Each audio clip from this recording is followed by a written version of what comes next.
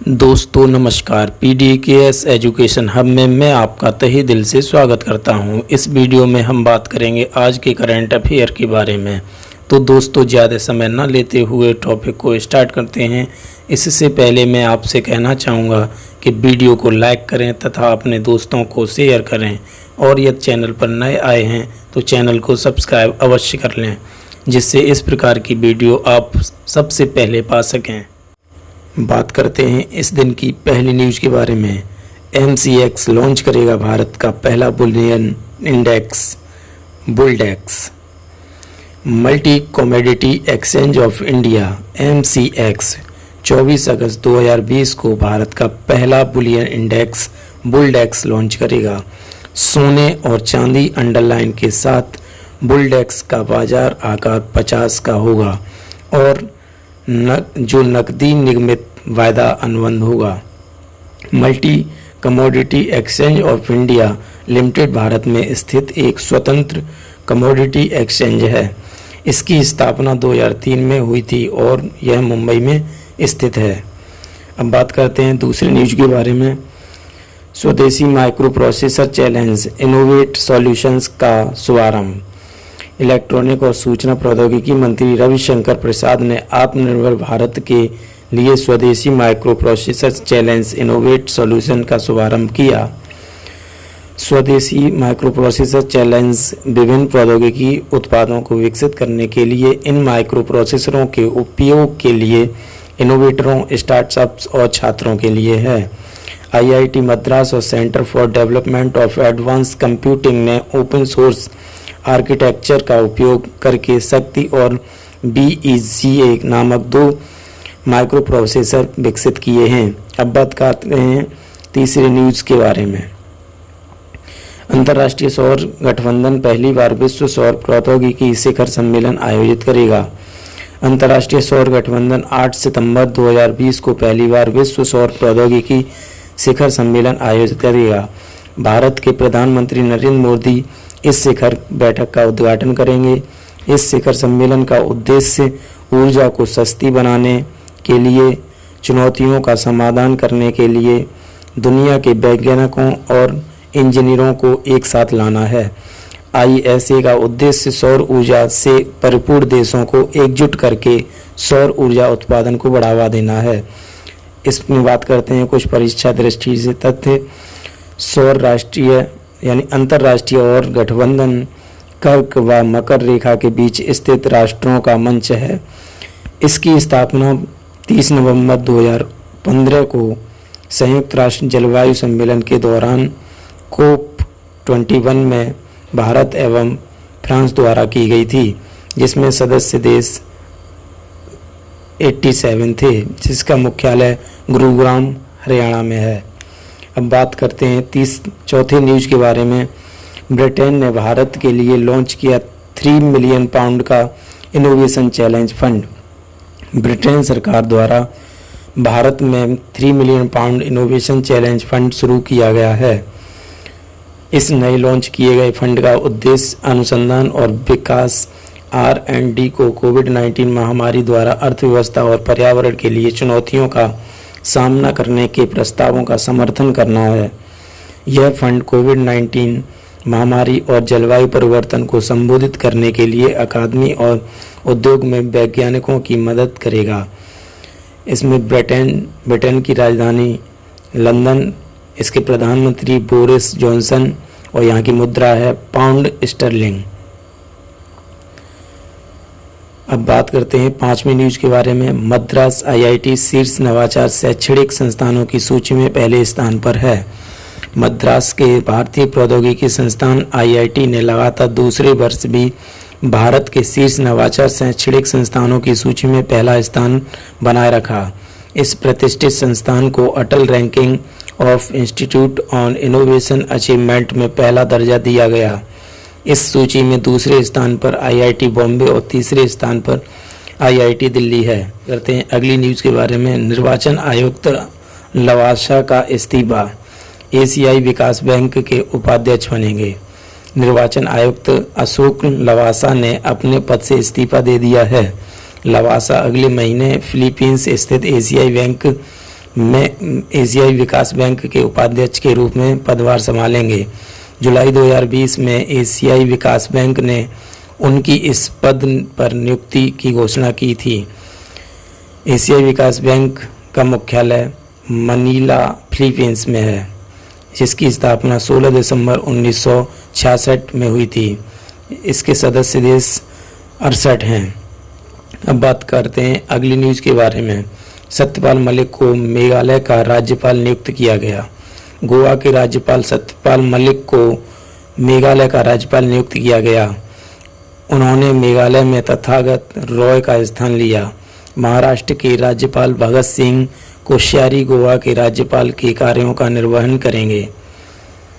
मलिक ने 2018-19 में जम्मू कश्मीर के राज्यपाल के रूप में कार्य किया।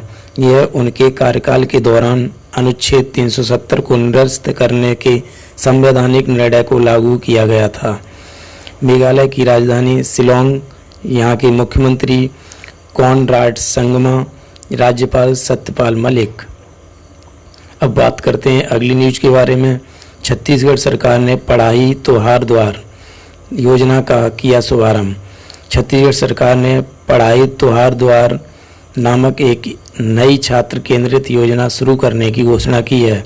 यह योजना स्कूली छात्रों को कोरोना वायरस प्रकोप के कारण कक्षाओं के बंद होने के मद्देनज़र अपने क्षेत्रों और गांवों में समुदाय की मदद से अध्ययन करने में सक्षम बनाएगी। साथ ही वोल्टू के बोल, एक ब्लूटूथ आधारित कार्यक्रम को दूरस्थ क्षेत्रों में रहने वाले छात्रों को अध्ययन सामग्री प्रदान करने के लिए रोल आउट किया जाएगा, जहां इंटरनेट सुविधा की पहुंच नहीं है। छत्तीसगढ़ की राजधानी रायपुर, यहां के मुख्यमंत्री भूपेश बघेल हैं। राज्यपाल अनुसुईया उइके हैं। अब बात करते हैं अगली न्यूज के बारे में। फिल्म निर्माता निशिकांत कामत का निधन। निर्देशक अभिनेता निशिकांत कामत का निधन हो गया है। उनके निर्देशन की पहली film Marathi film Dombivli fast से की थी, जिससे मराठी में सर्वश्रेष्ठ फीचर फिल्म का राष्ट्रीय फिल्म पुरस्कार जीता। निशिकांत ने बॉलीवुड की कुछ लोकप्रिय फिल्मों जैसे फोर्स, दृश्यम और मदारी का भी निर्देशन किया है। अब बात करते हैं अगली न्यूज के बारे में। रोहित शर्मा समेत 4 खिलाड़ियों को राजीव गांधी खेल रत्न पुरस्कार देने की सिफारिश। राष्ट्रीय खेल पुरस्कार समिति ने क्रिकेटर रोहित शर्मा, पहलवान Vinesh Phogat, table tennis champion Manika Batra और पैरालंपियन मरियप्पन थंगावेलु को राजीव गांधी खेल रत्न पुरस्कार देने की सिफारिश की है।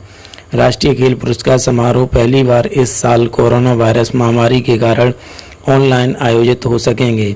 यह सम्मान राष्ट्रीय खेल दिवस के मौके पर 29 अगस्त 2020 को दिए जाते हैं, जो महान हॉकी खिलाड़ी मेजर ध्यानचंद का जन्मदिन है। अब बात करते हैं करंट अफेयर्स क्यूज के बारे में।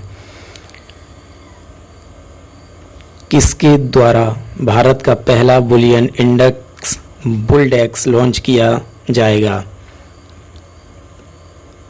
BSE, निफ्टी, MCX या इनमें से कोई नहीं? तो इसका आंसर होगा MCX। स्वदेशी micro processor challenge innovate solutions का शुभारंभ किसके द्वारा किया गया? नरेंद्र मोदी, रविशंकर प्रसाद, प्रकाश जावड़ेकर, राजनाथ सिंह। तो इसका आंसर होगा रविशंकर प्रसाद। अंतर्राष्ट्रीय सौर गठबंधन पहली बार विश्व और प्रौद्योगिकी शिखर सम्मेलन कब आयोजित करेगा? 20 अगस्त 2020 को, 25 अगस्त 2020 को, 2 सितंबर 2020 को, 8 सितंबर 2020 को। तो ये आयोजित होगा 8 सितंबर 2020 को। किस देश ने भारत के लिए 3 मिलियन पाउंड का इनोवेशन चैलेंज फंड लॉन्च किया है? यूनाइटेड किंगडम, अमेरिका, रूस, फ्रांस। तो ये किया है आपके यूनाइटेड किंगडम ने। Atal ranking of institute on innovation achievements की सूची में पहले स्थान पर कौन सा संस्थान रहा है? IIT Bombay, IIT Delhi, IIT Madras, IIT Indore. तो इसका आंसर होगा IIT मद्रास। इसने एशियाई विकास बैंक का उपाध्यक्ष बनने के लिए निर्वाचन आयुक्त के पद से इस्तीफा दिया है। KB कामत, अशोक लवासा, सुनील अरोड़ा, मदन भंडारी। तो इसका आंसर होगा अशोक लवासा। सत्यपाल मलिक को किस राज्य का राज्यपाल नियुक्त किया गया है? त्रिपुरा, मिजोरम, मणिपुर, मेघालय। तो इसका आंसर होगा मेघालय।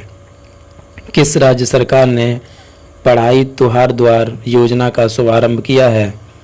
झारखंड, छत्तीसगढ़, नागालैंड, हरियाणा। तो इसका आंसर होगा छत्तीसगढ़।